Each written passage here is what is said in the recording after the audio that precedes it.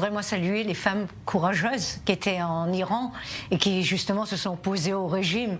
C'est vraiment, on a vu cette force des femmes et je pense que si on encourageait beaucoup plus les femmes justement à être partie prenante des décisions, il y aurait peut-être moins de guerres et on ne serait pas là tout le temps sur les plateaux à discuter de comment faire mieux. Donc je pense déjà, il faut saluer déjà et tous les opposants au régime et les femmes en particulier iraniennes.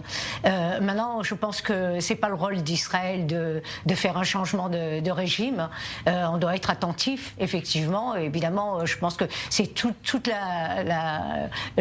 comme l'a dit David, il y a des blocs aussi, mais en tout cas, au moins le bloc de tous les pays éclairés qui veulent des démocraties et pas des dictatures devraient justement soutenir aujourd'hui toute cette opposition. Mais on ne peut pas jouer le rôle des Iraniens. C'est ça qu'il faut comprendre. C'est-à-dire que ça sera vraiment à eux. Mais par contre, les encourager, parce que c'est vrai que vous avez rappelé le chaos après l'Irak. Et c'est vrai que ça fait réfléchir quand c'est un pays, c'est les États-Unis qui ont renversé un pouvoir, un régime. Il y a eu un chaos après, et donc ça s'improvise pas, ça se prépare. Non, mais c'est important. Il y a plusieurs choses. D'abord, il faut réfléchir aussi sur le plan d'abord de ce qui s'est passé avant. Donc, sur le plan géopolitique, on risque une troisième guerre mondiale. Donc, il faut faire aussi attention. Je suppose que Trump, même si je suis pas d'accord toujours avec ses décisions, et je comprends très très bien ce que Rachel a dit, mais quand même.